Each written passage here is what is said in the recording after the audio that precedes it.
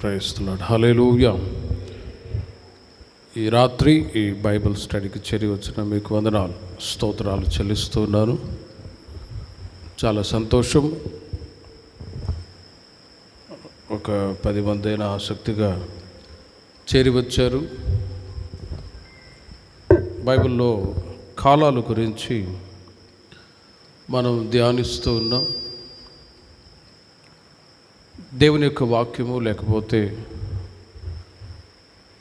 Bible అర్థం అవ్వటానికి ముఖ్యంగా 10 కాలాల గురించి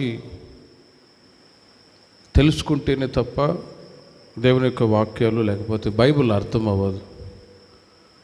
కనుక కొంతమంది అయినా ఆసక్తి కలిగి వస్తున్నారు కాబట్టి ఈ బైబిల్ స్టడీ ఏర్పాటు చేయడం జరిగింది. ప్రభు మీ ఆసక్తిని బట్టి మీ ఆత్మీయ జీవితాలని బలపరచునుగాక. బైబిల్లో గత కొన్ని వారాలుగా మనం ధ్యానించినట్లు 10 కాల నియమములు ఉన్నాయి. ఒకటి దేవదూతల కాల నియమము, రెండవది మనస్సాక్షి కాల అజ్ఞాన కాల నియమము రెండవదిగా, మూడవది మనస్సాక్షి కాల నియమం. గత కొన్ని వారాలుగా ఈ 3 కాలాల గురించి మనం ధ్యానిస్తూ ఉన్నాం. ఒకటి దేవుని దూతల కాలం, రెండవది అజ్ఞాన కాలం, మూడవది మనస్సాక్షి కాలం. మరి మనస్సాక్షి కాలంలో ఎవరు ఏ భక్తులు ఎలా జీవించారో అవి కొన్ని విషయాలు మనం గత కొన్ని వారాలుగా మనం ధ్యానిస్తూ వచ్చాం. ఈరోజు నుండి ధర్మశాస్త్ర కాల నియమము, ధర్మశాస్త్ర కాల నియమము 4వ కాల నియమాన్ని గురించి మనం ధ్యానించబోతూ ఉన్నాం. ఈ ధర్మశాస్త్ర కాల నియమము అన్నప్పుడు ఇది మోషే మొదలుకొని బాప్తిస్మం ఇచ్చు యోహాను వరకు గల కాలాన్ని ధర్మశాస్త్ర కాల నియమము అని అంటారు. కాల నియమము అన్నప్పుడు ఒక వ్యక్తి నుంచి మరొక వ్యక్తి వరకు ఉన్నటువంటి ఆ మధ్యలో ఉన్న వ్యవధిని, మధ్యలో ఉన్న ఆ సమయాన్ని, ఆ కాల వ్యవధిని కాల నియమము అని అంటారు. కాబట్టి ధర్మశాస్త్ర కాల నియమం అనేది మోషే మొదలుకొని బాప్తిస్మం ఇచ్చు యోహాను వరకు గల కాలాన్ని ధర్మశాస్త్ర కాల నియమము అని అంటారు. లూకాసు సువార్త 16వ అధ్యాయం 16వ వాక్యాన్ని మనం గమనించినట్లయితే అక్కడ యేసుక్రీస్తు వారు తను వెంబడిస్తున్న శిష్యులతోనూ ప్రజలతోనూ మాట్లాడుతున్న సమయంలో ఒక మాట అంటారు. లూకాసు వార్త 16వ అధ్యాయం 16వ వాక్యంలో, యోహాను కాలము వరకు ధర్మశాస్త్రమును ప్రవక్తులను ఉండిరి, అప్పటి నుండి దేవుని రాజ్య సువార్త ప్రకటింపబడుచున్నది, ప్రతివాడును ఆ రాజ్యములో బలవంతముగా జొరబడుచున్నాడు అని ఇక్కడ ధర్మశాస్త్ర కాల నియమాన్ని గురించి యేసుక్రీస్తు వారు తెలియచేస్తూ ఉన్నారు. యోహాను కాలము వరకు ధర్మశాస్త్రమును ప్రవక్తులను ఉండిరి అనే మాట.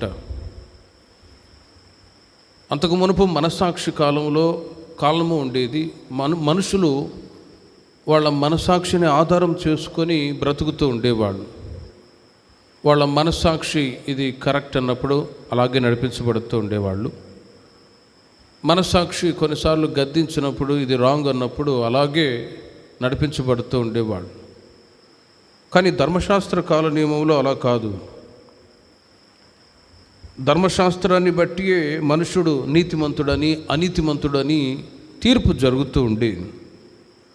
మరి ఈ కాలం ఎప్పటి నుంచి ఎప్పటి వరకు అంటే, ఒకటి మోషే మొదలుకొని బాప్తిస్మం ఇచ్చు యోహాను కాలం వరకు దానిని ధర్మశాస్త్ర కాలము అని అంటారు. మరి ఈ కాలం ముందు మనుషులు ధర్మశాస్త్ర ప్రకారము నీతిమంతుడు లేక అనీతిమంతుడు అని తీర్పు తీర్చబడెను. ఇంకా మనకు అర్థం అవ్వాలి అన్నట్లుగా మనం ధ్యానించినప్పుడు ఇండియన్ కాన్స్టిట్యూషన్ ఉంది. ధర్మశాస్త్రం అన్నప్పుడు బైబిల్లో ఉంటున్న చట్టాలే కాన్స్టిట్యూషన్నే చట్టాలుగా, కాన్స్టిట్యూషన్ ఎక్కడి నుంచి వచ్చింది అని మనం ఆలోచిస్తే బైబిల్లో నుండి జర్మనీ నుండి అక్కడ బిఆర్ అంబేద్కర్ ఆ దేశంలో వెళ్ళి వాళ్ళు చదువుకొని బైబిల్లో ఉన్నటువంటి ఆ చట్టాలు, ఆజ్ఞలే ఇండియన్ కాన్స్టిట్యూషన్గా చేయబడ్డాయి అనే విషయాలు చాలామందికి తెలియదు.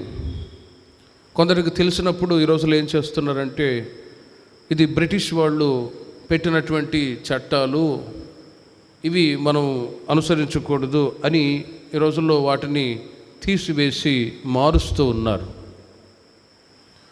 కానీ ధర్మశాస్త్ర కాల నియమంలో, ధర్మశాస్త్రములో మోషే ద్వారా ఆజ్ఞలు ఇవ్వబడ్డాయి, చట్టాలు ఇవ్వబడ్డాయి. 10 ఆజ్ఞలు ఇవ్వబడ్డాయి. ఇంకా 300కు పైగా చిన్న చిన్న ఆజ్ఞలు కూడా ఇవ్వబడ్డాయి.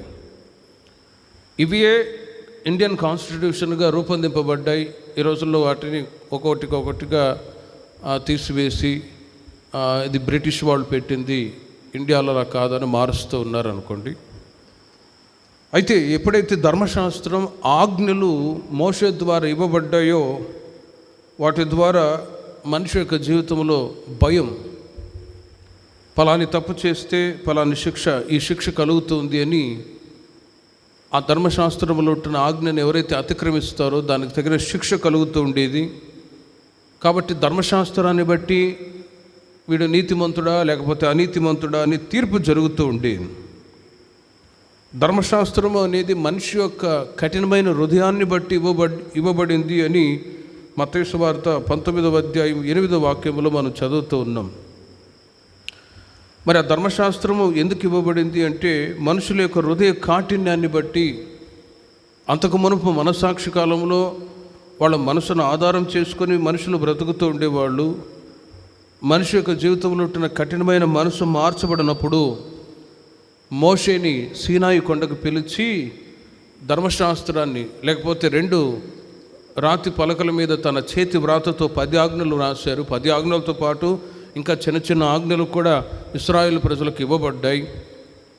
ఎప్పుడైతే ధర్మశాస్త్రం ఇవ్వబడిందో మనిషి యొక్క హృదయ కాఠిన్యం అనేది తొలగించబడింది. అంతవరకు మనిషి హృదయ కాఠిన్యాన్ని అనుసరించి నడిపించబడుతూ ఉండేవాడు. మత్తయి సువార్త 19వ అధ్యాయం 8వ వాక్యంలో మీరు గమనిస్తే, ఆయన మీ హృదయ కాఠిన్యమును బట్టి మీ భార్యలను విడనాడ మోషే సెలవిచ్చును, కానీ ఆది నుండి అలాగూ జరగలేదు అనే మాట తెలియచేస్తారు. అక్కడ స్త్రీ పురుషుడు లేకపోతే వాళ్ళిద్దరి మధ్యలో జరిగిన తప్పులు బట్టి కొన్ని వివాదాలు జరుగుతున్న సమయంలో యేసు ప్రభువారు ఈ మాట చెప్తారు. మీ హృదయ కాఠిన్యమును బట్టి మీ భార్యలను విడనాడ మోషే సెలవిచ్చను, కానీ ఆది నుండి అలాగూ జరగలేదు. మోషే ధర్మశాస్త్ర గ్రంథంలో చట్టాలు, ఆజ్ఞలు ఇవ్వబడ్డాయి. కుటుంబ వ్యవస్థలు ఎలా ఉండాలి, భార్య ఎలా ఉండాలి, భర్త ఎలా ఉండాలి, పిల్లలు ఎలా ఉండాలి, ప్రతిదీ ఆజ్ఞలన్నీ కూడా, చిన్న చిన్న ఆజ్ఞలన్నీ, పెద్ద పెద్ద ఆజ్ఞలన్నీ కూడా, ప్రతిదీ మనిషికి కావాల్సినవన్నీ కూడా ప్రతిదీ దేవుడు ధర్మశాస్త్రంలో రాసిపెట్టాడు. కాబట్టి అక్కడ భార్యాభర్త మధ్యలో జరుగుతున్న సంభాషణను బట్టి, వాళ్ళిద్దరి మధ్యలో జరుగుతున్న తప్పులను బట్టి మోషే ధర్మశాస్త్ర ప్రకారము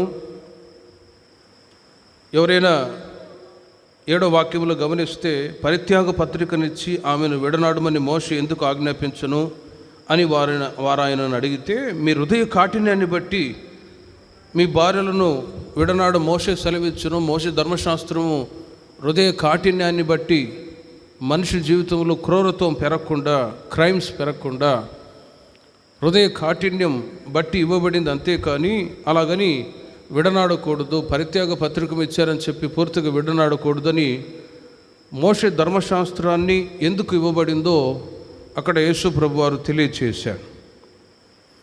తిమోతికి రాసిన మొదటి పత్రిక 1వ అధ్యాయము 8వ వాక్యంలో మీరు గమనిస్తే, అక్కడ కూడా ఈ మోషే ధర్మశాస్త్రము ఒకటి హృదయ కాఠిన్యాన్ని బట్టి ఇవ్వబడింది. మరి అది ఎవరెవరికి ఇవ్వబడింది అని అంటే, తిమోతికి రాసిన మొదటి పత్రిక 1వ అధ్యాయము 8వ వాక్యంలో మనం గమనించినప్పుడు అక్కడ తిమోతికి పౌలు గారు చాలా మాటలు తెలియచేస్తూ ఉన్నారు. ధర్మశాస్త్రము అక్కడ మీరు గమనించండి, 11వ వాక్యము నుండి, ధర్మశాస్త్రము ధర్మ విరోధులకును, అవిధేయులకును, భక్తిహీనులకును, పాపిష్టులకును, అపవిత్రులకును, మతదూషకులకును, పితృహంతకులకును, మాతృహంతకులకును, నరహంతకులకును, వ్యభిచారులకును, పురుష సంయోగులకును, మనుష్య చోరులకును, అబద్ధికులకును, అప్రమాణికులకును, హితబోధకు విరోధి అయిన వాడు మరి ఎవడైనను ఉండిన ఎడల అట్టివానికి నియమింపబడను కానీ నీతిమంతునికి నియమింపబడలేదని ఎవడైనను ఎరిగి ధర్మానుకూలముగా దానిని ఉపయోగించిన ఎడల ధర్మశాస్త్రము మేలైనదని మనం ఎరుగుదుము అని పౌలు గారు చాలా క్లియర్గా తేటగా తెలియచేస్తూ ఉన్నారు. మరి ఈ ధర్మశాస్త్రము ఎవరికి ఇవ్వబడింది అన్నప్పుడు నీతిమంతులకు కాదు. ఇక్కడ పెద్ద లిస్టే రాస్తూ ఉన్నారు. ఇలాంటి వాళ్లకు ధర్మశాస్త్రం ఇవ్వబడింది. వీళ్ళు ధర్మశాస్త్రాన్ని విన్నప్పుడు వాళ్ళలో భయం కలుగుతుంది. ఇలాంటి తప్పు చేస్తే దానికి శిక్ష కలుగుతుంది కదా అని భయపడి వాళ్ళు తప్పును చేయకుండా మానుకుంటారు కదా అని తిమోతికి పౌలు గారు తెలియచేస్తూ ఉన్నారు. కనుక ఆజ్ఞ ఎప్పుడైతే వచ్చిందో పాపమునకు మరలా జీవము వచ్చెను. ఆజ్ఞ ఎప్పుడైతే వచ్చిందో ఆమె సహోదరుడు నైజీరియా దేశంలో ఒక ప్రాంతానికి వెళ్ళాడు. ఒక 2 సంవత్సరాలు పనిచేసుకొని వచ్చాడు. అక్కడ ఎలా ఉంది పరిస్థితి అని అడిగితే అతను అంటాడు, అక్కడ చట్టాలే లేవన్నా అని అంటాడు. కొన్ని ప్రాంతాల్లో, కొన్ని మారుమూల ప్రాంతాల్లో పోలీస్ స్టేషన్ కానీ, చట్టాలు కానీ, న్యాయాలయాలు కానీ ఏమీ లేవు. మనుషులు ఎవరి ఇష్టానుసారంగా వాళ్ళు జీవిస్తూ ఉంటారు. క్రైమ్స్ జరిగినా కూడా ఎవరు పట్టించుకోరు అని అన్నప్పుడు మరి ఈ కాన్స్టిట్యూషన్ లేకపోతే ధర్మశాస్త్రము చట్టాలే లేకపోతే మరి ప్రపంచ దేశాల్లో ఎన్ని నేరాలు ఘోరాలు జరుగుతాయో ఆలోచించండి. నేరాలు ఘోరాలు జరుగుతూ ఉన్నాయి. చట్టాలు ఉన్నా కూడా నేను కొత్తగా వచ్చిన మొదట్లో అడిగా, రేపల్లిలో చాలా పీస్ఫుల్గా ఉంటుంది అంటే మన డాక్టర్ గారు ఒకరు అంటారు, అన్నయ్య ఎక్కడ పీస్ఫుల్ అన్నయ్య, రేపల్లిలోనే ఎక్కువ క్రైమ్స్ ఎక్కువ ఉన్నాయి అని అంటారు. ఇక్కడే ఎక్కువ క్రైమ్స్ ఉన్నాయి. చట్టాలు ఉన్నాయి, ధర్మశాస్త్రం ఉన్నాయి. ధర్మశాస్త్రము ద్వారానే చట్టాలు కూడా వ్రాయబడ్డాయి. ఎన్ని చట్టాలు తీసుకొచ్చినా కూడా మరి మనిషి యొక్క జీవితంలో క్రైమ్స్ని లేకపోతే హత్యలు, దోపిడీలు ఇవి మాన్పించగలరా అంటే మాన్పించలేకపోతూ ఉన్నారు. కొద్దిగైనా భయం అనేది ఉంటుంది. మరి పూర్తిగా చట్టాలు, ధర్మశాస్త్రమే లేకపోయి ఉంటే పరిస్థితి ఏంటి? కాబట్టి మనసాక్షి కాలంలో మనుషులు ఆ విధంగా ఉండేవాళ్ళు. కానీ ధర్మశాస్త్రము ద్వారా, మోషే ద్వారా దేవుడు ధర్మశాస్త్రాన్ని ఇచ్చి ఆజ్ఞలు, చట్టాలు ఇచ్చినప్పుడు ప్రతి ఒక్కరిలో భయం కలిగి నీతిగా బ్రతకాలి, పరిశుద్ధంగా జీవించాలి, లేకపోతే మరణశిక్ష కలుగుతుంది అనే ఒక భయంతో చాలామంది పాపం చేయటానికి దూరంగా ఉన్నారు. మరికొందరు పాపం చేయటానికి పూనుకున్నప్పుడు దానికి తగిన శిక్ష కూడా ధర్మశాస్త్ర కాలంలో అనుభవిస్తూ ఉండేవాళ్ళు. కానీ ధర్మశాస్త్రం ఎప్పుడైతే ఇవ్వబడిందో మనుషులు జాగ్రత్త పడ్డారు, ఈ ఆజ్ఞని తృణీకరిస్తే శిక్ష కలుగుతుంది అని. తద్వారా మనిషి యొక్క జీవితంలో సంపూర్ణ సిద్ధి అనేది కలగటానికి అవకాశం వచ్చింది. అందుకే రోమా పత్రిక 7వ అధ్యాయము 9వ వాక్యంలో, రోమా పత్రిక 7వ అధ్యాయం 9వ వాక్యంలో పౌలు గారు తెలియచేస్తారు, ఒకప్పుడు ధర్మశాస్త్రము లేకుండా జీవించుచుంటిని కానీ ఆజ్ఞ వచ్చినప్పుడు పాపమునకు మరలా జీవం వచ్చెను, నేనైతే చనిపోతుని అంటాడు. అక్కడ మీరు గమనించండి, ఒకప్పుడు నేను ధర్మశాస్త్రము లేకుండా జీవించుచుంటిని కానీ ఆజ్ఞ ఎప్పుడైతే వచ్చిందో పాపమునకు మరలా జీవము వచ్చెను.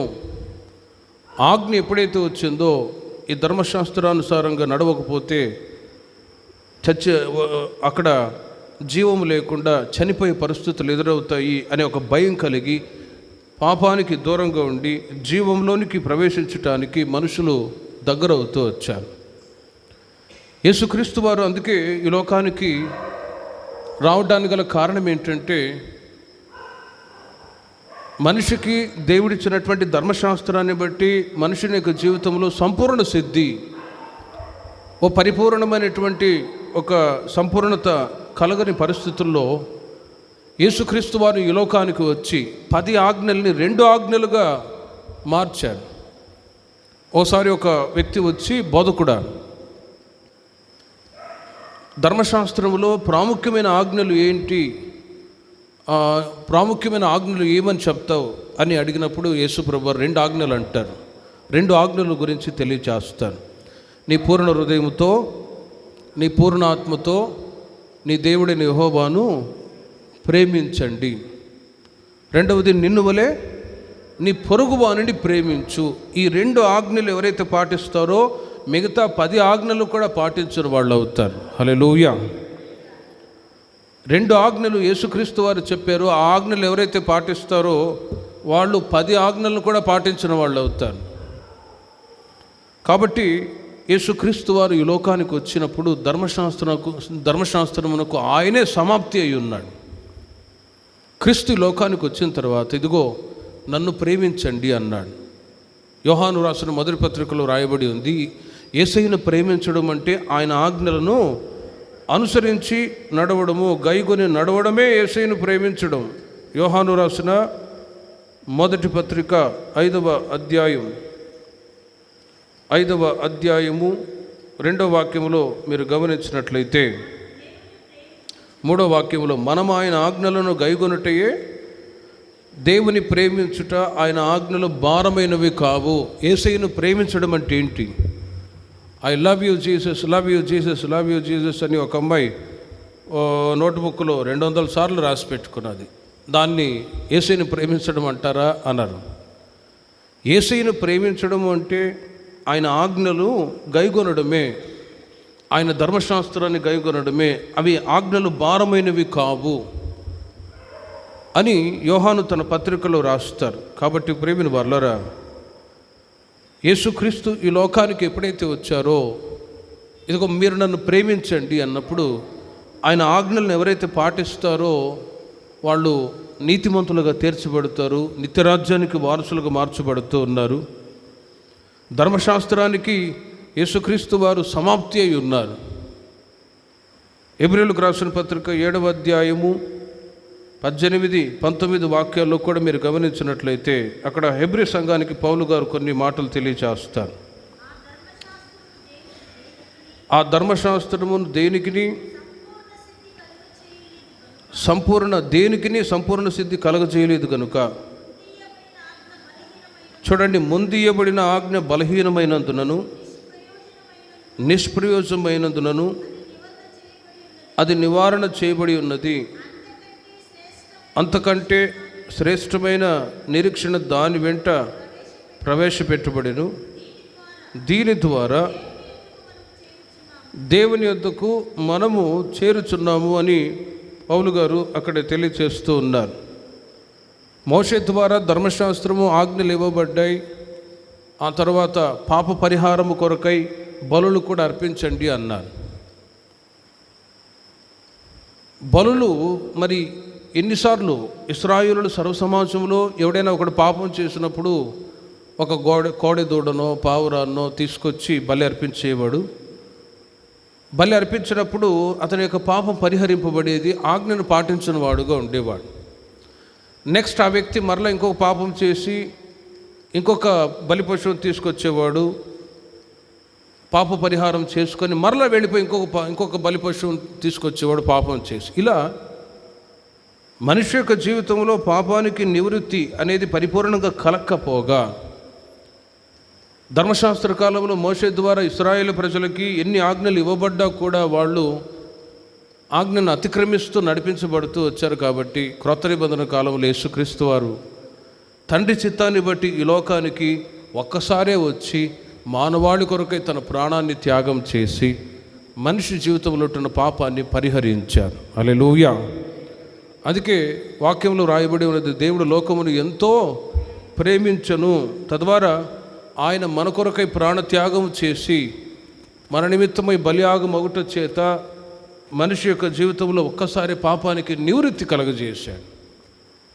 ఆ పాప నివృత్తి ఎలా కలుగుతుందంటే యేసయ్యను మనం ప్రేమించాలి. యేసయ్యను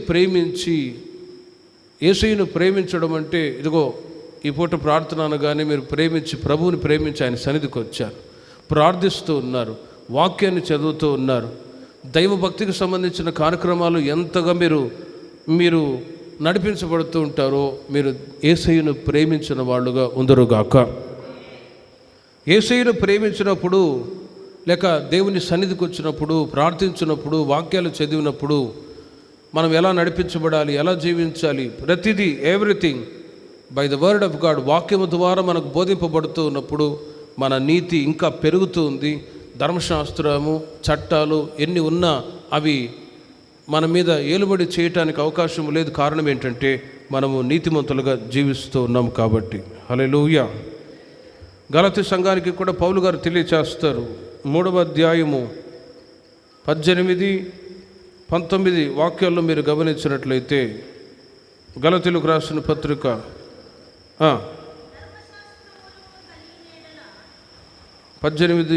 3వ అధ్యాయము 18, 19 ఆ స్వాస్థ్యము ధర్మశాస్త్ర మూలముగా కలిగిన ఎడల ఇక వాగ్దానం మూలముగా కలిగినది కాదు, అబ్రహామునకు వాగ్దానము వలననే దానిని అనుగ్రహించను అని రాయబడి ఉంది. అక్కడ మీరు గమనించండి, ఆ స్వాస్థ్యము ధర్మశాస్త్రము మూలముగా కలిగిన ఎడల ఇక వాగ్దానం మూలముగా కలిగినది కాదు, అయితే దేవుడు అబ్రహామునకు వాగ్దానము వలననే దాన్ని అనుగ్రహించను రాయబడి ఉంది. పాత నిబంధన కాలంలో దేవుడు పాలు తేనెలు ప్రవహించు దేశాన్ని మీకు స్వాస్థ్యముగా ఇస్తానని వాగ్దానం చేశాడు. మరి అబ్రహాము, ఇస్సాకు, యాకోబు, యోసేపు వీళ్ళందరూ మనసాక్షి కాలంలో జీవించిన భక్తులు, మనసాక్షి కాలంలో జీవించినటువంటి భక్తులు. వాళ్ళకి స్వాస్థ్యాన్ని ఇస్తాను అని చెప్పినప్పుడు ఆ స్వాస్థ్యము ధర్మశాస్త్రం మూలముగా కలిగిన ఎడల ఇక వాగ్దానం మూలముగా కలిగినది కాదు అని అంటారు. అందుకే నిత్య నివాస స్థలాల్లో 4 స్థలాలు ఉన్నాయి. నూతన భూమి, నూతన ఆకాశము, నూతన యెరూషలేము, సియోన్. దేవుడు ఒక్కొక్కరికి ఒక్కొక్క స్వాస్థ్యాన్ని ఇవ్వబోతూ ఉన్నాడు. మరి ఎవరి యొక్క స్పిరిచువల్ స్టాండర్డ్ని బట్టి వాళ్ళకి స్వాస్థ్యాలను ఇవ్వబోతూ ఉన్నాడు పరలోక రాజ్యంలో. హల్లెలూయా. ఈ లోక సంబంధమైన స్వాస్థ్యాలు కావు. లోకంలో ఉన్నప్పుడు ఉన్నటువంటి స్వాస్థ్యాలన్నీ లోకంలో ఉన్నంత వరకు పనికొస్తాయి. డబ్బు కానీ, ఇల్లు కానీ, పొలాలు కానీ, ఆస్తులు కానీ, ప్రతిదీ కూడా ఈ లోకంలో ఉన్నంత వరకు ఇవి స్వాస్థ్యము అని వీటి కొరకు ప్రాకులాడేవాళ్ళు చాలామంది ఉన్నారు. కానీ ఈ లోకంలో ఉన్నటువంటి స్వాస్థ్యాలన్నీ కూడా ఒక రోజున డెమాలిష్ చేయబడతాయి. ఏవి కూడా పర్మనెంట్ కానే కాదు. ప్రస్తుత దినాల్లో మీరు గమనిస్తూ ఉన్నారు, భూకంపాలు వస్తున్నాయి, సునామీలు వస్తూ ఉన్నాయి. వాళ్ళ దగ్గర ఉన్నటువంటి కోట్ల కొలది ఆస్తి కానీ, వెండి, బంగారు కానీ, ఆ మధ్య లాస్ ఏంజల్స్లో అది ప్రపంచ దేశాల్లోనే రిచెస్ట్ కంట్రీ. మరి అలాంటి ఆ రిచెస్ట్ కంట్రీ అగ్ని చేత నాశనమైపోయింది. వాళ్ళు ప్రాణాన్ని దక్కించుకోవటానికి పారిపోయారు. మా ఆస్తి కావాలి అని అందులో దూకారా? లేదు. ఆస్తి పోతే పోయింది, కానీ మా ప్రాణాలు దక్కితే చాలని పరిగెత్తారు. కాబట్టి ప్రస్తుత దినాల్లో మనిషి సంపాదించినటువంటి స్వాస్థ్యాలన్నీ కూడా ఒక రోజున అవి నాశనం అవుతాయి, విడిచిపెట్టి వెళ్ళవలసిన వాళ్ళమే. కానీ దేవుడిచ్చే ఇటర్నల్ బ్లెస్సింగ్స్, పరలోక సంబంధమైన స్వాస్థ్యం కొరకు మనము ఏం చేయాలంటే దేవుణ్ణి ప్రేమిస్తూ దేవుని యొక్క ఆజ్ఞలను అనుసరించి నడిపించబడాలి. వాక్యం చెప్తుంది, మోషే ఆ స్వాస్థ్యము ధర్మశాస్త్ర మూలముగా కలిగిన ఎడల ఇక వాగ్దానం మూలముగా కలిగినది కాదు. ధర్మశాస్త్రాన్ని పాటించినప్పుడు స్వాస్థ్యాన్ని ఇస్తారు అని కాదు, కానీ క్రీస్తును ప్రేమించాలి, దేవుడు చేసిన వాగ్దానాన్ని ప్రేమించాలి. అప్పుడు అంతకంటే మరీ శ్రేష్టమైన ఆశీర్వాదం. మురభూమితో చెప్పినట్లుగా పాత నిబంధన కాలంలో ఉన్న భక్తులందరూ కూడా వారికి ఇవ్వబడిన స్వాస్థ్యం ఏంటంటే నూతన భూమి. నూతన భూమిలో వాళ్ళు ఉంటారు. మరి అంతకంటే ఉన్నతమైన స్వాస్థ్యము దేవుని ప్రజలైన వాళ్ళకి, లేక క్రొత్త నిబంధన సంఘమైన మనకు నూతన యెరూషలేము, సియోనును స్వాస్థ్యముగా ఇవ్వబోతూ ఉన్నాడు. హల్లెలూయా. మరి నూతన భూమిలో పాత నిబంధన కాలంలో ఉంటున్నటువంటి భక్తులు అబ్రహాము, ఇస్సాకు, యాకోబు, యోసేపులు, దావీదు వీళ్ళు ఉంటారు. మరి నూతన భూమిలో ఉండాలని మనం కోరుకుంటామో, ఉన్నతమైన ఆశీర్వాదాన్ని పొందాలని కోరుకుంటాము అంటే ఉన్నతమైన ఆశీర్వాదాలు పొందాలని ఇష్టపడతాం. అలాంటప్పుడు క్రీస్తును ప్రేమించి దేవుడు చెప్పిన ప్రతి మాటని మనం పాటిస్తూ అనుసరిస్తూ నడిపించబడుతున్నప్పుడు ఎవరికి వాళ్ళే నేను ఏ విధంగా క్రీస్తు ఎదుట ప్రవర్తిస్తున్నాను, నడిపించబడుతున్నాను అని తనను తామే పరిశీలించుకొని పరిశుద్ధపరుచుకున్నప్పుడు ఒక రోజున దేవుడిచ్చే ఆ పరలోక స్వాస్థ్యాన్ని మనం పొందుదుముగాక. రోమాపత్రిక 10వ అధ్యాయము 4వ వాక్యములో, రోమాపత్రిక 10వ అధ్యాయం 4వ వాక్యములో అక్కడ కూడా విశ్వసించు ప్రతివానికి నీతి కలుగుటకై క్రీస్తు ధర్మశాస్త్రమునకు సమాప్తి అయి ఉన్నాడు అని వ్రాయబడి ఉంది. అక్కడ మీరు గమనించండి, నేను ధర్మశాస్త్ర కాల నియమాన్ని గురించి మీకు చెప్తూ ఉన్నాను. ఈ ధర్మశాస్త్ర కాల నియమము from Moses to baptism John, మోషే మొదలుకొని బాప్తిజం ఇచ్చి యోహాను వరకు గల కాలాన్ని ధర్మశాస్త్ర కాల నియమము అని అంటారు. మోషే ద్వారా ధర్మశాస్త్రం ఇవ్వబడింది. కానీ ఆ ధర్మశాస్త్రము అనీతిమంతుల కొరకు, పాపిష్టుల కొరకు, దుర్మార్గంగా జీవిస్తున్న ప్రజలకు ఇవ్వబడింది అని తిమోతి పత్రికలో వ్రాయబడి ఉంది. వీటి ద్వారా మనిషికి సంపూర్ణ సిద్ధి లేదు. మనిషి పరిపూర్ణంగా పర్ఫెక్షన్లోనికి రావాలంటే ఈ లోకానికి క్రీస్తు రావాలి. క్రీస్తును అనుసరించి, క్రీస్తును ప్రేమించి, క్రీస్తు చెప్పిన ప్రతి బోధని అనుసరించి నడిచినప్పుడు మనము పరిపూర్ణులుగా మార్చబడదుముగాక. ధర్మశాస్త్రమే ఉంటే సంపూర్ణ సిద్ధి పొందలేరు. కాబట్టి ఈ లోకానికి రక్షకుడుగా యేసుక్రీస్తు దిగి వచ్చి ఆయన మనల్ని ప్రేమించి చీకటిలో ఉంటున్న మనల్ని వెలుగులోనికి నడిపించారు. తద్వారా వాక్యం చెప్తుంది, విశ్వసించు ప్రతివానికి నీతి కలుగుటకై క్రీస్తు ధర్మశాస్త్రమునకు సమాప్తి అయి ఉన్నాడు. ఇంకా మీకు అర్థం అవ్వాలి అంటే గలతీ సంఘంలో ఒక డిస్కషన్ జరిగింది. అక్కడ ఉన్న సంఘానికి వచ్చిన విశ్వాసులు కొంతమంది అన్య బోధను అనుసరించి వాళ్ళు అన్నారు, ధర్మశాస్త్రము ద్వారా ఒక వ్యక్తి నీతిమంతుడిగా తీర్చబడతాడు అని అంటే పౌలు గారు అంటారు, యేసుక్రీస్తుని మీరు విశ్వసించినప్పుడు నీతి కలుగుతుంది, మోషే ధర్మశాస్త్ర ద్వారా కాదు, క్రీస్తుని విశ్వసిస్తే మీరు నీతిమంతులుగా తీర్చబడతారు అన్నప్పుడు దానిని కొందరు ఒప్పుకోలేరు. కానీ పౌలు గారు ఖచ్చితంగా చెప్పారు, ధర్మశాస్త్రము అనేది అనీతిమంతులకు ఇవ్వబడింది. కానీ ఒక వ్యక్తి పరిపూర్ణతలోనికి రావాలి అంటే క్రీస్తును విశ్వసించాలి, క్రీస్తును అనుసరించి నడవాలి, క్రీస్తును ప్రేమించాలి. క్రీస్తును ప్రేమించడం అంటే ఆయన ఆజ్ఞలను పాటించడమే, అది కూడా ఇదే అన్నప్పుడు కొందరు యాక్సెప్ట్ చేయలేరు. కానీ పౌలు గారు పత్రికల్లో చాలాసార్లు క్రీస్తుని గురించి, క్రీస్తు మార్గాన్ని గురించి బహు తేటగా తెలియచేశారు. ఇక్కడ కూడా ఆయన అంటారు, విశ్వసించు ప్రతివానికి నీతి కలుగుటకై క్రీస్తు ధర్మశాస్త్రమునకు సమాప్తి అయి ఉన్నాడు. క్రీస్తు వచ్చిన తర్వాత ఆ ధర్మశాస్త్రానికి సమాప్తి అయిపోయింది. సమాప్తి అయిపోయింది అంటే ఇప్పుడు ఆ ఆజ్ఞలు, చట్టాలు ఉన్నాయి. కానీ సంపూర్ణ స్థితి క్రీస్తు ద్వారా ఇప్పుడు నెక్స్ట్ మనం క్రీస్తును అనుసరించి నడవాలి. ఇంకా మనకు అర్థం అవ్వాలి అంటే ప్రస్తుత దినాల్లో ఇప్పుడు ఇజ్రాయెల్ పాలస్తీనా దేశం మీద యుద్ధం జరుగుతుంది. గాజా వాళ్ళ మీద యుద్ధం చేస్తూ ఉన్నారు. మనం అనుకున్నాం, చాలామంది అన్నారు ఇజ్రాయెల్ దేశం అంటే క్రిస్టియన్ కంట్రీ కదా, మరి వాళ్ళెందుకు అన్ని బాంబు దాడులు చేసి చంపాలి, ఇది తప్పు కదా అని అంటాం. యేసుక్రీస్తు చెప్పారు, ఒక చెంప కొడితే ఇంకొక చెంప త్రిప్పమన్నారు కదా, మరి ఇలా ఎందుకు చేస్తున్నారు అని అనుకోవచ్చు. కానీ వాళ్ళు జూవిష్ పీపుల్, ఇప్పుడున్న యెరూషలేములో ఉంటున్న యూదులు, వాళ్ళు ధర్మశాస్త్రాన్ని పాటిస్తారు. కంటికి కన్ను, పంటికి పన్ను అన్నట్లుగా. మా వాళ్ళని మీరు కిడ్నాప్ చేసి చంపారు, 250 మందిని కిడ్నాప్ చేసిన వాళ్ళని మీరు విడుదల చేయండి, మేము మీద యుద్ధం చేయము అని అంటారు వాళ్ళు కూడా ఒప్పుకోరని స్థితిలో ఇప్పుడు మరలా గాజా మీద యుద్ధాలు చేస్తూనే ఉన్నారు. మా వాళ్ళని మీరు విడిపించేంత వరకు, విడుదల చేసేంత వరకు మిమ్మల్ని వదిలిపెట్టమని యుద్ధాలు చేస్తూ ఉన్నారు. మరి క్రిస్టియన్ కంట్రీ కదా, క్రిస్టియన్ కంట్రీ కాదు అది. యూదులు వాళ్ళు ధర్మశాస్త్రాన్ని పాటించేవాళ్ళే యాజ్ ఇట్ ఈస్ ఖచ్చితంగా. కనుకనే యుద్ధాలు తేల్చుకుందాం రండి. క్రైస్తవులు కూడా ఉన్నారు, క్రైస్తవులు ప్రక్కన ఉన్నారు. ఇలా ధర్మశాస్త్రము అనేది కంటికి కన్ను పంటికి పన్ను, ప్రతిదీ వాళ్ళు ధర్మశాస్త్రాన్ని పాటిస్తూ ఉంటారు. కానీ వాక్యం చెప్తుంది, పౌలు గారు అంటారు, ధర్మశాస్త్రం వలన ఒక వ్యక్తి నీతిమంతుడిగా తీర్చబడడు.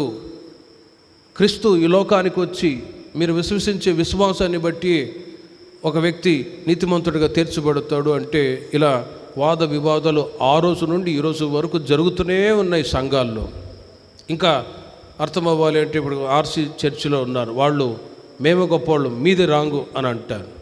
మా మరియమ్మ దేవతే గొప్పది, యేసుప్రభు గొప్పడు కాదు, మరియమ్మ లేకపోతే యేసుప్రభు ఎలా వచ్చాడు అని ఇలా డిస్కషన్ జరుగుతూనే ఉన్నాయి.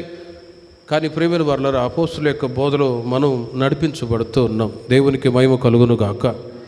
ధర్మశాస్త్రాన్ని పాటించే వాళ్ళు ఉన్నారు, కానీ క్రీస్తును అనుసరించినప్పుడు మనం పరిపూర్ణులుగా మార్చబడుతామని వాక్యం మనకు తేటగా తెలియచేస్తుంది. కాబట్టి మనం పరిపూర్ణులుగా మార్చబడి నిమిత్తమై మనం రక్షించబడి బాప్తిసం తీసుకొని సంఘానికి వచ్చి ఆత్మీయతలు ఎదగటానికి ఈ మార్గంలోనికి, క్రీస్తు చూపించిన ఈ మార్గంలోనికి మనల్ని ప్రభు నడిపిస్తూ ఉన్నారు. దేవునికి మహిమ కలుగును గాక.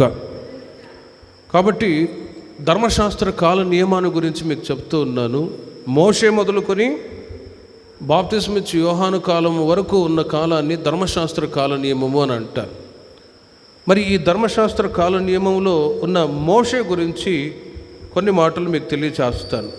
మోషే గురించి కొన్ని మాటలు మీకు తెలియచేస్తాను. ఎక్సోడస్, నిర్గమకాండం 2వ అధ్యాయము 2వ వాక్యాన్ని మనం చదువుకుందాం. ఇప్పటి వరకు నేను చెప్పింది అది మొదటి ఎక్స్ప్లెనేషన్, అంటే ధర్మశాస్త్ర కాలం ఎక్కడి నుంచి ఎక్కడి వరకు అని చెప్పాను. మరి ఈ ధర్మశాస్త్ర కాల నియమంలో జీవించిన భక్తుడైన మోషే గురించి మనం చదువుకుందాం. ఆ స్త్రీ ఆ బిడ్డ పెద్దవాడై వాడైన తర్వాత, నిర్గమకాండం 2వ అధ్యాయం 10వ వాక్యం, ఆ బిడ్డ పెద్దవాడైన తర్వాత ఆమె ఫరో కుమార్తె వద్దకు అతన్ని తీసుకొని వచ్చెను. అతడు ఆమెకు కుమారుడు అయ్యను. ఆమె నీటిలో నుండి ఇతన్ని తీసితిరని చెప్పి అతనికి మోషే అను పేరు పెట్టెను. మోషే అని పేరు పెట్టెను. మోషే అనే మాటకు అర్థం ఏంటంటే నీటి నుండి తీయబడినవాడు అని అర్థం. నీటి నుండి తీయబడినవాడు అని అర్థం. మోషే గురించి లోతుగా బైబిల్లో మనం చదివినప్పుడు ఫ్రమ్ బర్త్ టు ఎండ్, మోషే యొక్క జననం మొదలుకొని మరణం వరకు ఆయన జీవితంలో ఉన్నటువంటి ఒక ప్రాముఖ్యమైన అనుభవాలు ఏంటంటే, మోషే అనే మాటకి నీటి నుండి తీయబడినవాడు. మోషే తాను మరుగై ఉన్న వ్యక్తి, మరుగై ఉన్నవాడు అని అర్థం. నీటి నుండి తీయబడినవాడు అని అర్థం. మోషే జననం మొదలుకొని మరణం వరకు ఆయన జీవితంలో ఉంటున్న గొప్పతనం ఏంటంటే, తాను నీటి నుండి తీయబడ్డవాడు అన్నప్పుడు ఇంకొక బిబ్లికల్ వర్డ్స్, ఒక మీనింగ్ ఏంటంటే మరుగై ఉన్నవాడు అని అర్థం. మరుగై ఉన్నవాడు. మత్తయి సువార్త 5వ అధ్యాయము 13-14 వాక్యాలు కూడా మీరు గమనించినట్లయితే, తర్వాత మీరు చదువుకోనండి, యేసుక్రీస్తు వారు తెలియచేస్తున్నారు, మీరు లోకానికి ఉప్పై ఉన్నారు, మీరు లోకానికి వెలుగై ఉన్నారు అని 2 మాటలు చెప్తారు. ఉప్పు నీళ్ళలో వేసినప్పుడు కరిగిపోయిద్ది, తినవారికి త్రాగువారికి రుచినిస్తుంది. వెలుగు ఆ బుడ్డిలో ఉన్న నూనె మరుగై ఉండి వెలుగునిస్తూ ఉంది. అలాగే దేవుని ప్రజలైన మనము కూడా మోషే అనే మాటకి నీటి నుండి తీయబడిన వాడు, మరుగై సీక్రెట్గా ఈ లోకానికి వచ్చి, సీక్రెట్గా అంటే ఏదో రహస్యంగాని కాదు, నీటి నుండి తీయబడిన వాడు అని అర్థము ఏంటంటే, అక్కడ మనం చదువుతూ ఉన్న 1వ అధ్యాయం నుండి తర్వాత మీరు చదివితే అక్కడ ఐగుప్తు రాజు ఏం చేశాడంటే, మన జనసంఖ్య తగ్గిపోతుంది, ఇశ్రాయేలుల సంఖ్య పెరుగుతుంది, కాబట్టి మంత్రసాన్ని పనిచేసే వాళ్ళతో చెప్తున్నారు, మీరు కానుపు పీటల మీద కానుపు చేసేటప్పుడు మగబిడ్డ అయితే చంపేయండి, ఆడుదైతే బ్రతకనియండి అన్నాడు. కానీ ఆ మంత్రసాన్ని పనిచేసే వాళ్ళు ఏం చేశారంటే, దేవునికి భయపడి వారు మగపిల్లల్ని బ్రతకనిచ్చారు, ఆడపిల్లల్ని చంపేశారు. అలాంటి సమయంలో మోషే వాళ్ళ తల్లి ఏం చేసిందంటే భయపడి ఒక జమ్ము పెట్టెను తీసుకొని ఆ జమ్ము పెట్టెలో మోషేని, పుట్టినటువంటి ఆ బాబుని మోషేని ఆ జమ్ము పెట్టెలో ఉంచి యోర్దాను నదిలో పంపించేసి, యోర్దాను నదిలో వదిలేస్తే అది తిన్నగా అక్కడ స్నానం చేయటానికి వచ్చిన ఫరో కుమార్తె మిగతా వాళ్ళందరూ స్నానం చేయటానికి వస్తే వాళ్ళకి ఆ పెట్టె దొరికింది. అలాంటి సమయంలో అక్కడ ఫరో కుమార్తె ఏం చేసింది, ఆ బిడ్డను తీసుకొని పోయి నా కొరకు వారిని పాలించి పెంచుడి అని చెప్పి అక్కడ ఒక దాదిని తీసుకొని వచ్చింది. తనతో ఉన్న ఒక చిన్నది ఉంటే ఓ దాదిని తీసుకొని రా అంటే, ఆ చిన్నది ఎవరో కాదు, మోషే వాళ్ళ అక్కయ్య. ఆ పిల్ల ఏం చేసిందంటే వాళ్ళ అమ్మనే తీసుకొచ్చింది. చూడండి ఎంత కోఇన్సిడెంటో.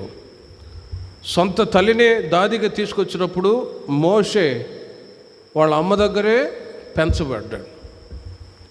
కానీ అక్కడ ఉన్న విషయం ఏంటంటే, మోషే పెంచబడ్డప్పుడు ఫరో కుమార్తె యొక్క కుమారుడు అని పిలువబడ్డాడు. మోషే ఫరో కుమార్తె యొక్క కుమారుడు అని పిలువబడిను. కాబట్టి ప్రేమను వర్లరా, అక్కడ మనం చదివిన మాటను బట్టి నీటిలో నుండి ఇతనిని తీసితనని చెప్పి అతనికి మోషే అని పేరు పెట్టెను. మరుగై ఉండి, ఆ జమ్ముపెట్టెలో మరుగై ఉండి అతడు ఫరో కుమార్తె యొక్క కుమారుడని పెంచబడ్డాడు. ఫరో కుమార్తె యొక్క కుమారుడని పెంచబడ్డాడు. ఆయన ఫ్యూచర్ గురించి ఆలోచిస్తే ఇశ్రాయేలు ప్రజలకు నాయకుడుగా, గొప్ప వ్యక్తిగా దేవుడు ఆయనని తీర్చిదిద్దాడు. హల్లెలూయా. నీటిలో నుండి తీయబడిన వాడు అని చెప్పి మోషే అని పేరు పెట్టారు. కానీ వాడైన తర్వాత మోషే ఇశ్రాయేలు ప్రజలకి నాయకుడిగా ఎంచబడ్డాడు అంటే ఒకసారి ఆలోచించండి. అందుకే యేసుక్రీస్తు వారు చెప్పారు, మీరు లోకానికి వెలుగై ఉన్నారు, మీరు లోకానికి ఉప్పై ఉన్నారు. ఈ మాటకు అర్థం ఏంటంటే, ఎంత దేవుని ప్రజలైన మనం మరుగై ఉంటామో అంతగా ఒక రోజున క్రీస్తు రాజ్యంలో మనం క్రీస్తు ఎదుట ప్రత్యక్షపరచబడదుము గాక. మరుగై ఉండడం అంటే దుప్పటి కప్పుకొని ఎవరు కనబడకుండా ఉండడం కాదు. మరుగై ఉండడం అంటే ముసుకేసుకొని ఎవరు కనబడకుండా వచ్చి వెంటనే వెళ్ళిపోవడం కాదు. మరుగై ఉండడం అంటే ఏంటంటే, మనం ప్రభు కొరకు ఏం చేసినా కూడా మరుగై ఉండే అనుభవం. ఇంకా మనం సంఘ సహవాసాన్ని బట్టి మాట్లాడితే కొన్నిసార్లు కొందరు కానుకిచ్చే వాళ్ళు ఉన్నారు, పరిచర్య చేసేవాళ్ళు ఉన్నారు, సహకరించే వాళ్ళు ఉన్నారు, పరిచర్యలో వాడబడే వాళ్ళు ఉన్నారు. అప్పుడప్పుడు అంటారు, నేను ఎంత వాడబడాను మీకు తెలుసా అని అంటారు. నేను ఇచ్చేసాను అంటాను. మనం బయట సంఘాల వల్ల ఎవరిని కూడా ఫోకస్ చేయమండి, యేసయ్యనే మనం గనపరుస్తూ ఉంటాం. హల్లెలూయా. ఫలాని మార్తమ్మ గారు 10,000 ఇచ్చారండి అని నేను ప్రకటించను, అంత ఓపిక నాకు కూడా లేదు. ప్రకటించకపోతే అక్కడ ఎలక్షన్లు పెడతారు, కలెక్షన్లు చేసుకుంటారు. ఇప్పుడు ఆ గొడవలు ఈ రేపలలో ఎన్ని చోట్ల జరగట్లేదు, మీరు చూస్తూనే ఉన్నారు.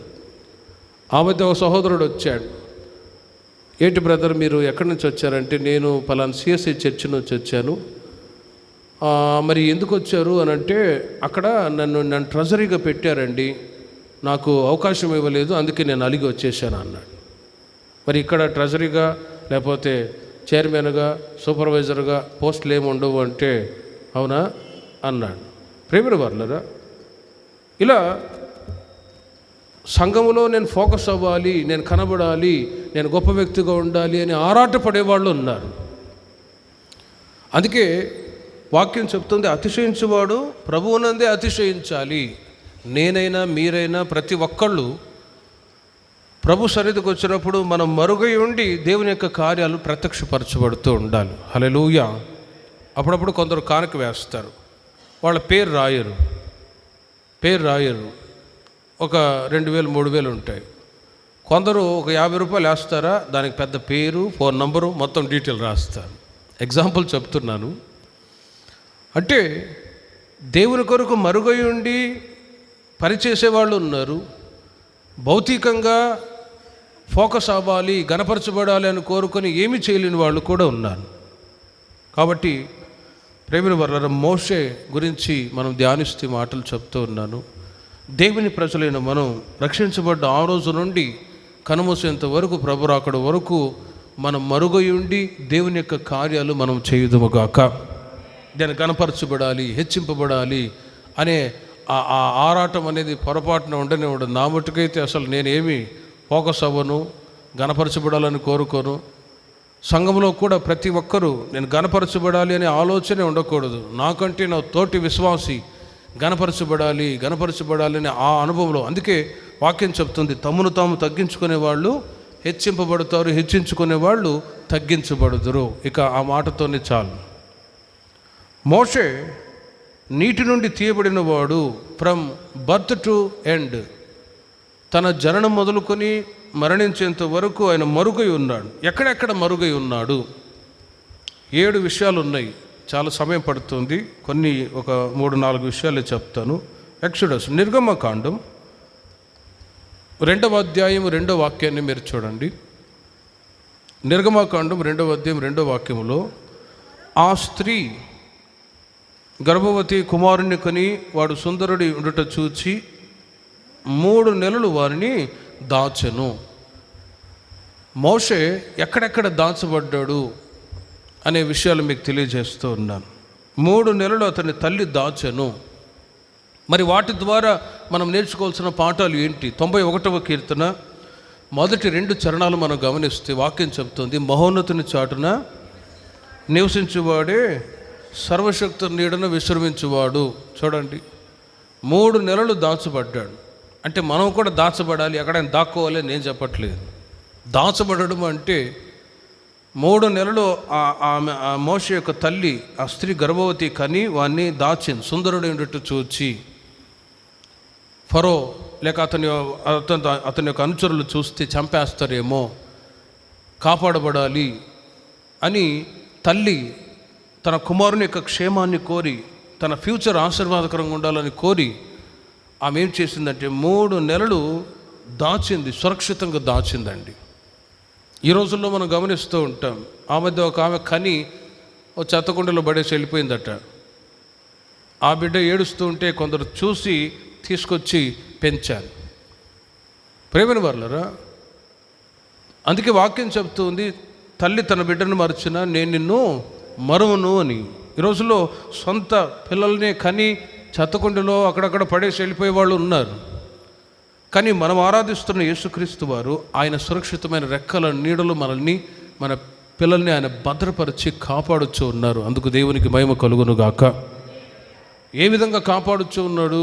యోబు గ్రంథం 1వ అధ్యాయము 10వ వాక్యములు మీరు గమనిస్తే, యోబు కుటుంబాన్ని దేవుడు కంచె వేసి కాపాడుతూ ఉన్నాడు. ఈ రోజున మీరు, మీ పిల్లలు, మీ కుటుంబం, మన సంఘం సురక్షితంగా కాపాడబడి నడిపించబడటానికి గల కారణం ఏంటంటే దేవుడు మీ ఇంటి చుట్టూ కంచె వేసి కాపాడుతూ ఉన్నాడు. 1వ అధ్యాయం 10వ వాక్యంలో మీరు చూడండి, నీవు అతనికిని అతని ఇంటి వారికిని అతనికి కలిగిన సమస్తమునకును చుట్టూ కంచె వేసితివి కదా, నీవు అతని చేతి పనిని దీవించుట చేత, చూడండి, అతని చుట్టూ కంచె వేసావు కదా, కంచె తీసేయి, అప్పుడు నీకు విరోధంగా మాట్లాడుతాడు, దూషిస్తాడు అంటాను. ప్రసంగిలో వ్రాయబడి ఉంది, కంచె కొట్టువానని పాము కరుచును అని. ఇల్లు కట్టుకున్నారు. ఇల్లు కట్టడానికి ముందుగా కంచె వేస్తేనే సేఫ్టీ. కంచె వేసే ఏదైనా పని చేసుకోవాలి. కొందరు ముందు ఇల్లు కట్టుకోవాలి, తర్వాత కంచె వేస్తానని కంకర, సిమెంటు, ఆ తర్వాత ఇంకా కొన్ని వస్తువులన్నీ పెట్టి ఉంటారా. ఒక 2 రోజులు 3 రోజులు బాగానే ఉంటుంది, ఒక 20 సిమెంట్ కట్టలు మాయమైపోయినాయి ఒక చోట. అన్నయ్య సిమెంట్ కట్టలు దొంగలు తీసుకుపోయారు అని అంటే, మరి ముందు కంచె వేసుకోవాలి కదా. కంచె వేసుకొని పని స్టార్ట్ చేసుకొని సేఫ్టీగా మీరు పెట్టుకొని పని చేసుకోవాలి కదా. అంటే అందుకే కంచె లేకపోతే పాము కరచును. ఆత్మీయ జీవితంలో కూడా ఈ మాటని మనం ధ్యానించినప్పుడు, ఈ రోజున మీ చుట్టూ, మీ పిల్లల చుట్టూ మీకు కలిగిన యావత్తు ఆయన కంచె వేసి కాపాడుదురుగాక. కంచె వేసి కాపాడుతున్నారు కాబట్టి సురక్షితంగా ఉంటూ ఉన్నారు. కంచె తీసివేస్తే పరిస్థితి ఏంటి? కంచె తీసివేయబడకుండా ఉండాలి అంటే మీరు, మీ పిల్లలు మహోన్నతుని చాటున భద్రపరచబడాలి. భద్రపరచబడాలి అంటే క్రీస్తులో ఉంటున్న అనుభవాన్ని ఏమాత్రం విడిచిపెట్టకుండా, నీతిని, భక్తిని కాపాడుకుంటూ దైవ మార్గంలో మీరు, మీ పిల్లలు కొనసాగుతూ ఉన్నప్పుడు సాతానుడు ఏమీ చేయడు. అయితే కంచె తీసివేయబడుతుంది ఎప్పుడంటే దేవునికి విరోధంగా ప్రవర్తించినప్పుడే. అందుకే మహోన్నతుని చాటును నివసించేవాడు సర్వశక్తి నీడను విశ్రమించేవాడు, ఏ అపాయము కలగదు, తెగులు సమీపించదు అని ఎన్నో వాగ్దానములతో కూడిన మాటలు రాయబడ్డాయి. మీరు మీ పిల్లలు క్రీస్తు యొక్క రెక్కల చాటున భద్రపరచబడి ఉండటం ద్వారా ఆ వాగ్దానాలన్నీ మీరు మీ కుటుంబస్తులు స్వాతంత్రించుకుందురుగాక. నిర్గమకాండం 2వ అధ్యాయము 3వ వాక్యములు గమనిస్తే, 3 నెలలు తన తల్లి దాచింది, మోషే తల్లి. కానీ 3 నెలలు ఎంతకాలం దాచింది?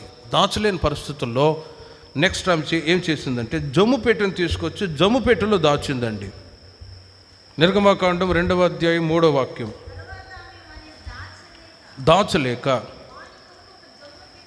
వాని కొరకు ఒక జమ్ము పెట్టెను తీసుకొని దానికి జిగటమనును కీలును పూసి అందులో ఆ పిల్లవారిని పెట్టి ఏటొట్టున జమ్ములో దానిని ఉంచగా, జమ్ము పెట్టె చూడండి చాలా స్ట్రాంగ్. ఆ రోజుల్లో ఐరన్ పెట్టెలు రకరకాల పెట్టెలు ఉన్నాయనుకోండి, కానీ ఆమె జమ్ము పెట్టెలో దాచింది. జమ్ము పెట్టెలో దాచింది. దేవుని ప్రజలైన మీరు మీ పిల్లలు క్రీస్తులో దాచబడి ఉందురుగాక. మహోన్నతుని చాటునే మనం దాచబడాలి. అంటే యేసయ్యకి ఎక్కువ ప్రాముఖ్యతనిచ్చి ప్రభువుని గణపరచడం, ప్రభువుని స్తుతించడం, ప్రభు మార్గంలో నడిపించబడాలి అని ఫస్ట్ ప్రిఫరెన్స్ మీ కుటుంబంలో దేవునికే ప్రిఫరెన్స్ ఇస్తూ ప్రభువులో మీరు మీ పిల్లలు దాచబడి ఉందురుగాక. అప్పుడే మీరు సురక్షితంగా ఉంటారు. రెండవది, అపోస్తలుల యొక్క ఐక్యతలో దాచబడి ఉండాలి. అపోస్తలుల యొక్క ఐక్యతలో జమ్ము పెట్టి అన్నప్పుడు అపోస్తలుల యొక్క ఐక్యతకు గుర్తు యోహాను రాసిన మొదటి పత్రిక 1వ అధ్యాయం 3వ వాక్యం. యోహాను రాసిన మొదటి పత్రిక 1వ అధ్యాయం 3వ వాక్యంలో యోహాను తన పత్రికల్లో రాస్తూ ఉన్నారు, మాతో కూడా మీకును సహవాసము కలుగునట్లు మేము చూచిన దానిని వినేదానిని మీకును తెలియజేయుచున్నాము. మన సహవాసమైతే తండ్రితో కూడాను ఆయన కుమారుడైన యేసుక్రీస్తుతో కూడాను ఉన్నది. చూడండి, యోహాను తన పత్రికల్లో చాలా తేటగా రాస్తున్నారు. మన సహవాసమైతే తండ్రితో కూడాను ఆయన కుమారుడైన యేసుక్రీస్తుతో కూడాను. నెక్స్ట్ మొదట చెప్తాడు, మాతో కూడా మీకు సహవాసము కలుగునట్లు. దేవుని ప్రజలైన మీరు మీ పిల్లలు దేవునితో మీరు సహవాసం కలిగి ఉందురుగాక. అందుకే ప్రతిసారి దేవుని యొక్క నామమే గణపరచబడుతూ రావాలి. మనుషులకు ఘనతనివ్వకూడదు. పాటలు పాడేటప్పుడు, వాక్యం చెప్పేటప్పుడు, పరిచర్య చేసేటప్పుడు, సంఘములో జరిగే ప్రతి యాక్టివిటీస్లో మనం యేసయ్యనే గణపరుస్తూ ఉండాలి. మనుషులను గణపరిచామనుకోండి పురుగులు పడి చేస్తారు. నేను చెప్పట్లేదు, బైబిల్ చెప్తుంది. అపోస్తల కార్యంలో ఉంది. సమాజ మందిరంలో ఫరో నిలవబడి వాక్యం చెప్తూ ఉంటే ప్రజలందరూ వామ్మో ఇది దైవ స్వరమే కాదు, మానవుని స్వరమే కాదు, ఇది దైవ స్వరమే అని చెప్పి ఆ ప్రసంగం చేస్తున్న ఆ వ్యక్తిని పొగిడితే పొగిడింపుకు లోనైపోయి అతను సంతోషిస్తూ నిజమే నేను దేవునితో సమానం అన్నట్లుగా మనసులో అతిశయించాడా, ఒక్కసారిగా మొత్తాడు. క్లియర్గా వ్రాయబడి ఉంది, అతడు దేవుణ్ణి గణపరచునందున పురుగులు పడి చచ్చెను. సేవకులైనా విశ్వాసులైనా ఫస్ట్ ప్రిఫరెన్స్ మనం దేవునికి ఇవ్వకపోతే, ప్రభువుని గణపరచకపోతే కరిగే ఒక శిక్ష ఏంటంటే పురుగులు పడి చేస్తారు. ఆ మాట ఇంటేనే భయం వేస్తుంది. కానీ దేవుణ్ణి గణపరచినప్పుడు జరిగే ఒక పరిస్థితి ఏంటో మీరు చూడండి. అందుకే ప్రతిసారి వాక్యం చెప్పినా, లేకపోతే పాటలు పాడినా, సంఘంలో పరిచర్య చేసినా, దేవునికి సహకరించినా, కానుకలు ఇచ్చినా, దశంభాగాలు ఇచ్చినా, ఏ చిన్న పెద్ద పని చేసినా కూడా మీరు ప్రభువు నామఘనత కొరకు మీరు చేయుదురుగాక. మనుషుల ఘనతను కోరుకుంటూ, సేవకుల ఘనతను కోరుకుంటూ మీరు ఉన్నారనుకోండి, దాని యొక్క ప్రతిఫలాన్ని మీరు పొందలేరు. అందుకే మన సహవాసం అయితే క్రీస్తుతో కూడా ఉన్నది. రెండవది, అపోస్తలులతో సహవాసం, మాతో కూడా మీకు సహవాసము కలుగునట్లు అని అంటారు. జమ్ము పెట్టి అన్నప్పుడు క్రీస్తుతో సహవాసం, రెండవది అపోస్తలుల యొక్క సహవాసం. పాత నిబంధన కాలంలో ద్వితీయోపదేశకాండం 12వ అధ్యాయం 19వ వాక్యంలో రాయబడి ఉంది. 12వ అధ్యాయం 19వ వాక్యంలో ద్వితీయోపదేశకాండం 12:19, నీవు నీ దేశములోనున్న నీ దినములన్నిటను లేవీయులను విడవకూడదు సుమి. అక్కడ ఇశ్రాయేలు ప్రజలతో దేవుడు చెప్తూ ఉన్నాడు మోషే ద్వారా, కనాను దేశానికి మీరు చేరేంత వరకు లేవీయులతో ఉంటున్న సహవాసాన్ని మీరు విడిచిపెట్టకూడదు సుమి. 31వ అధ్యాయము 16వ వాక్యాన్ని కూడా మీరు చూడండి. ద్వితీయోపదేశకాండం 31:16లో కూడా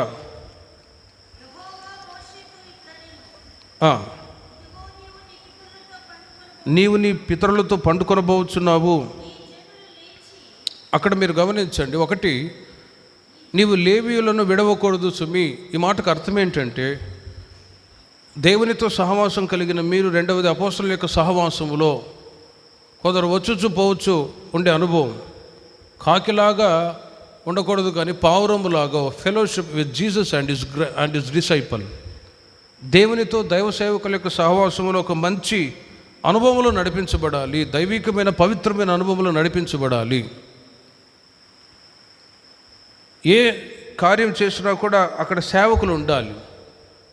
ఇంట్లో ప్రార్థన ఏర్పాటు చేస్తారు, అక్కడ సేవకులు ప్రార్థన ఉంటేనే అది సక్సెస్ఫుల్గా జరిగింది. అప్పుడప్పుడు కొందరు అనుకుంటారు మాకెవరు అవసరం లేదు అని. కానీ లేవీయులను మీరు విడవకూడదు సుమి. ఆ మధ్య ఒక కుటుంబంలో చిన్న బాత్రూమ్ కట్టుకుంటూ ఉన్నారు. 2 రోజులు పని జరిగింది, 3వ రోజుకి ఆ మేస్త్రి వాళ్ళు, పని వాళ్ళు అందరూ జబ్బున పడ్డారు, అనారోగ్యం వచ్చింది, జ్వరం వచ్చింది. ఆ ఇంటి యజమానురాలు, ఇంటి ఎదురే వాళ్ళ ఇల్లు, ఆమె అంటది, చెప్పాను కదా అన్నోళ్ళని పిలిపించుకొని ప్రార్థన చేయించుకుందామంటే నువ్వు వినలేదు, ఏముందలే అని అన్నావా, ఇప్పుడు చూడు పని ఆగిపోయింది అని మరలా అనయ్య వచ్చి చిన్న ప్రార్థన చేయండి అని పిలిపించుకొని ప్రార్థన చేయించుకుంటే తర్వాత ఆ పని కంప్లీట్ అయిపోయింది. సేవకుడు ప్రార్థన అక్కడ లేకపోతే అక్కడ దోషాలు ఉంటాయి.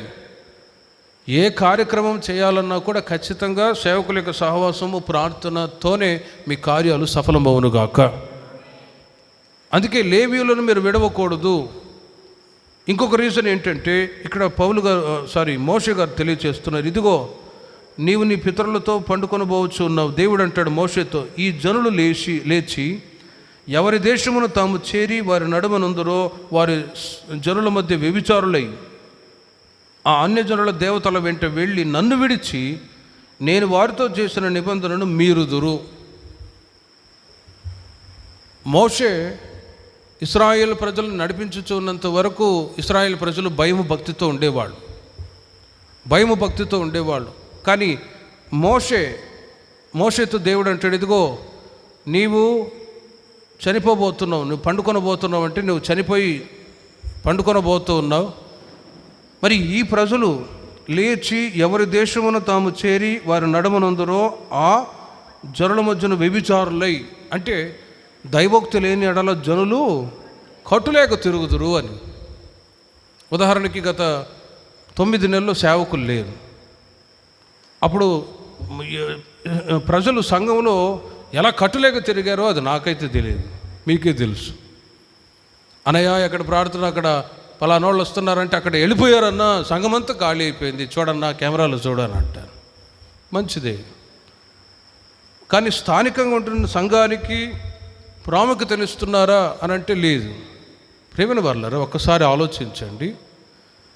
దైవోక్తి లేని ఎడల జనులు కట్టులేక తిరుగుదురు. ఎవరి ఇష్టానుసారంగా వాళ్ళు ప్రవర్తిస్తూ వచ్చారు. ఎవరికి ఇష్టం వచ్చిన వాళ్ళు నచ్చిన వాళ్ళు కానుకలు పంపించుకుంటూ దశమ భాగాలు ఇచ్చుకుంటూ ఆ తర్వాత సంఘాన్ని పట్టించుకోకుండా 9 నెలలు ప్రసవ వేదన పడ్డారు. ఆ ప్రసవ వేదన ఏంటో మీకే తెలుసు, నాకు తెలియదు. నేను ఇప్పుడు 8 నెలలు అయింది రావడం. ప్రేమని వాళ్ళారా, అందుకే ఇశ్రాయేలు ప్రజలతో మోషేతో చెప్తూ ఉన్నాడు, నీవు నీ పితరులతో పండుకొనబోతూ ఉన్నావు. మనుషులు ఇశ్రాయేలు ప్రజలు వారికి ఇష్టం వచ్చినట్లుగా వారు నడిచి వ్యభిచారులు అన్య దేవతల వెంట నడిచి వెళ్తారేమో, కాబట్టి అలా వాళ్ళు వెళ్లకుండా నేను వారితో చేసిన నిబంధనను మీరుదురు. కావున ఇశ్రాయేలు ప్రజలకు ఏం చేయాలి? కీర్తన నేర్పించు. 19వ వాక్యంలో చూడండి, మీరు ఈ కీర్తన వ్రాసి ఇశ్రాయేలులకు నేర్పుడి. ఈ కీర్తన ఇశ్రాయేలుల మీద నాకు సాక్షార్థముగా ఉండునట్లు దానిని వారికి కంఠపాఠముగా చేయించుము. ఎందుకంటే పాటలు పాడేటప్పుడు, దేవుని యొక్క వాక్యాలు విన్నప్పుడు వాళ్ళు దేవునితో దేవుని యొక్క సేవకుల సహవాసములో నుండి దూరమైపోకుండా వాళ్ళు స్థిరపరచబడి నిమిత్తమై, ప్రభువుని విడిచిపెట్టకుండా వాళ్ళు ప్రభువులోనే అంటుకట్టబడి ఉండి నిమిత్తమై ఏం చేశారంటే ఆ పాటల్ని వాళ్ళు కంఠపాఠంగా పాడి నేర్చుకొని దేవునితో సహవాసం కలిగి ఉందరుగాక. ప్రేమిన వర్లారా, ఒక్కసారి ఆలోచించండి. జమ్ముపెట్టెలో అని అంటే ఇదే అపోస్తలుల యొక్క సహవాసములో లోకములు ఎంతో నామకార్థపు అనుభవంలో జీవించున్న వాళ్ళు చాలామంది ఉన్నారు. కానీ ఈ సహవాసానికి వచ్చిన తర్వాత మీరు పొందిన ఆశీర్వాదాలు, ఆత్మీయ మేలులు ఏంటో వాటిని తలంచుకొని చివరి శ్వాస వరకు ఈ సంఘ సహవాసంలో మీరు స్థిరపరచబడుదురుగాక. మనుషులను కానీ, ఇంకా చెప్పాలి అంటే సేవకుల్ని కూడా ఎక్కువ ప్రేమించకూడదు. దేవుని కంటే అధికంగా సేవకుల్ని ప్రేమించిన అదొక విగ్రహమే. ఫస్ట్ ప్రిఫరెన్స్ యేసయ్యనే మనం ప్రేమించాలి. రెండవది దైవ సేవకుల యొక్క సహవాసంలో ఉండి నడిపించబడుతూ రావాలి. అది జమ్ముపెట్టెలో. నిర్గమకాండం 2వ అధ్యాయము 15వ వాక్యములో ఒక మాట చెప్పి నేను ముగిస్తాను. ఇంకా 4 విషయాలు ఉన్నాయి, వచ్చే వారం చెప్తాను. ఒక మాట చెప్పి ముగిస్తాను. నిర్గమకాండం 2వ అధ్యాయం 15వ వాక్యములో, ఫరో ఆ సంగతి విని మోషేను చంపజూచెను గాని మోషే ఫరో ఎదుట నుండి పారిపోయి మిద్యాను దేశంలో నిలిచిపోయి. చూడండి, అక్కడ ఏం జరిగిందంటే, 1 3 నెలలు తన తల్లి దాచింది, రెండవది జమ్ముపెట్టెలో దాచింది, మూడవదిగా మోషే పెద్దవాడై తన జనుల యొద్దకు పోయి వారి భారములను చూస్తున్న సమయంలో ఒకసారి ఏం జరిగిందంటే, హెబ్రీయుడు ఇంకొకడు ఐగుప్తీయుడు, హెబ్రీయుని ఒక ఐగుప్తీయుడు కొట్టాడు. హెబ్రీయుడు ఐగుప్తీయుని కొట్టాడు. మోషే ఎవరు? హెబ్రీయుడు ఐగుప్తీయుని కొట్టాడు. అతడు ఇటు అటు తిరిగి చూచి ఎవడనూ లేకపోక ఐగుప్తీయుని చంపి ఇసుకలో వాడిని కప్పిపెట్టాడు. ఒరే, మావోని చంపుతావా? చూడండి, మావోని చంపుతావా అంటే అక్కడ కులం స్టార్ట్ అయింది. మావోని ఎన్ని సంవత్సరాలు గడిచిపోయినా కూడా ఆ మధ్య ఒక ఆమె వచ్చింది, అన్నయ్య మేమెవరో తెలుసున్నా, మేము రాజులము అన్నది. మరి రాణి లేరి అన్న. రాజులు అంటే ఏంటిరా రాజులు అంటున్నారు అనాథ కులం అంట. మనకెందుకు కులం? నేను అడగలేదమ్మా నీ గురించి అని అంటే, లేదు మేము రాజులం అంటది. ప్రేమిన వర్లారా, కొందరికి ఎన్ని సంవత్సరాలు గడిచిపోయినా, సంఘానికి ఎన్ని సంవత్సరాలు వచ్చినా కులగజ్జి పోవట్లేదు. కులగజ్జి ఉన్నవాళ్ళు పరలోక రాజ్యానికి చేరలేరు. క్లియర్గా బైబిల్ రాయబడి ఉంది. నా కులము, నా మతము, నా కులము, నాకు. ఇప్పుడు చూడండి, అందుకే బిబ్లికల్గానే మీతో మాట్లాడుతున్నాను. అక్కడ మోషే హెబ్రీయుడు, ఐగుప్తీయుడు వచ్చి కొట్టగా అటు ఇటు చూసి మావాని చంపుతారు అని చెప్పి ఐగుప్తిని చంపేశాడు. నెక్స్ట్ డే ఏం జరిగింది? మరునాడు అతడు బయట నడిచి వెళ్తూ ఉండగా హెబ్రీయులైన మనుషులిద్దరూ పోట్లాడుకుంటున్నారు. హెబ్రీయులు పోట్లాడుకుంటూ ఉన్నారు. ఇప్పుడు ఏం చేస్తాడు? ఏమి చేయలేక మోషే వెళ్ళి అడుగుతున్నాడు, రే ఎందుకురా మీరు పోట్లాడుతున్నారు? మనమంతా ఒకటే కదా, మనము ఒకటంటే ఒక కులస్థలం కదా, ఎందుకురా పోట్లాడుతావంటే, నీకెందుకు? నిన్నటి రోజున ఆ ఐగుప్తిని చంపేసినట్టు నువ్వు మమ్మల్ని చంపుతావు అనేసరికి దడబుట్టిపోయింది. వామ్మో, అతన్ని చంపిన సంగతి నాకు తెలిసిపోయింది, రాజుగారు కూడా తెలిసిపోయింది, నన్ను బ్రతకరేయడని చెప్పి మోషే చూడండి మిద్యాను దేశానికి పారిపోయి మిద్యాను దేశంలో మరుగై ఉండెను. హల్లెలూయా. భయం వేసింది, తెలిసిపోయింది అని మిద్యాను దేశంలో చేరెను. మిద్యాను దేశానికి ఎందుకు చేరాడు? మిద్యాను అనే మాటకి చేదైన అనుభవం అని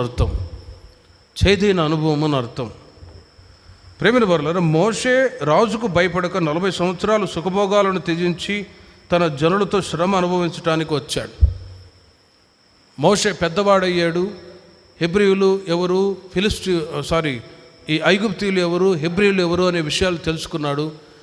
నేను హెబ్రీయుడు నిన్న సంగతి తన తల్లి చెప్పింది. మనం హెబ్రీయులం రా, ఇక్కడ ఈ ఐగుప్తు దేశంలో హింస, బాధ, వెట్టి సాకరీ చేస్తున్నది ఎవరో కాదు, మన జనులే. కాబట్టి వాళ్ళ పరిస్థితిని చూడు, గమనించు అని చెప్పినప్పుడు పెద్దవాడైన తర్వాత తెలుసుకున్నాడు. ఆ ఇన్సిడెంట్ జరిగిన వెంటనే హెబ్రీలు పోట్లాడుకుంటూ ఉంటే ఇక ఆ సంగతి ఎరిగి ప్రేమిన వర్లరా మిద్యాను దేశానికి పారిపోయాడు. చంపేస్తారు, ఐగుప్తుని నేను చంపేశాను కదా అనే భయంతో. ఐగుప్తు దేశంలో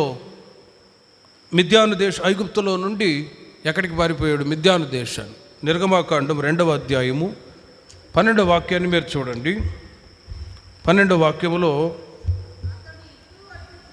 అతడు ఇటు అటు తిరిగి చూచి ఎవడనూ లేకపోగా ఆ ఐగుప్తీయుని చంపి ఇసుకలో వారిని కప్పిపెట్టెను. ఇటు అటు చూచి లోతుగా వాక్యాన్ని ధ్యానించినప్పుడు, విశ్వాసమునకు కర్తయు దానిని కొనసాగించువాడునైనా యేసు వైపు చూచుచున్న ఈ పరుగు పందెంలో ఓపికతో పరిగెత్తాలి. ఇటు అటు చూస్తే హత్యలు జరుగుతాయి.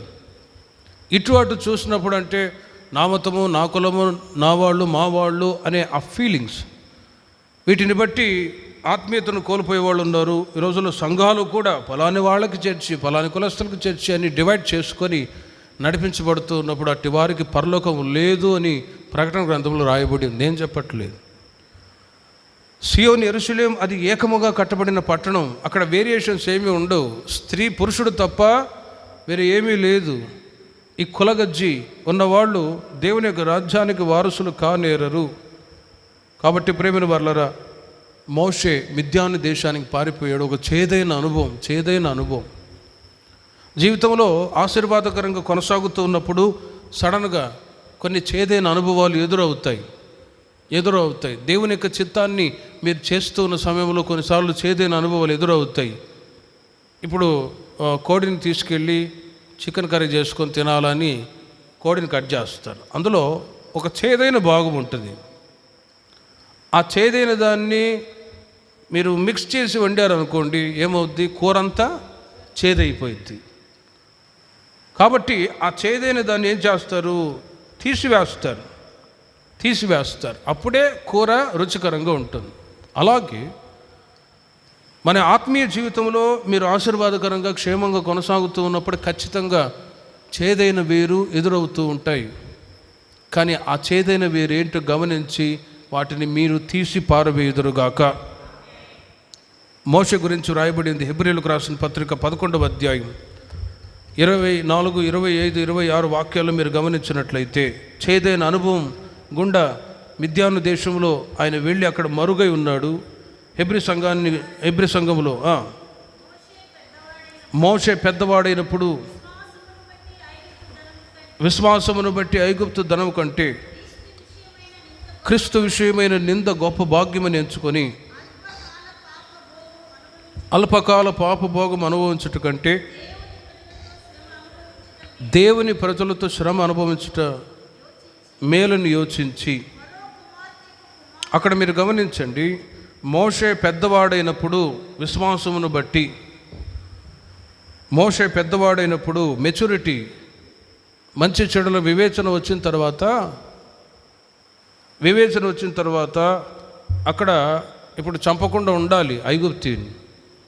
మావాడిని చంపేస్తావు అని చెప్పి ఐగుప్తుని చంపితే నెక్స్ట్ డే హెబ్రీయుడే గొడవలు ఆడుతుంటే ఏమి అర్థం కాని పరిస్థితుల్లో మిద్యాను దేశంలో వెళ్ళి దాక్కున్నాడు.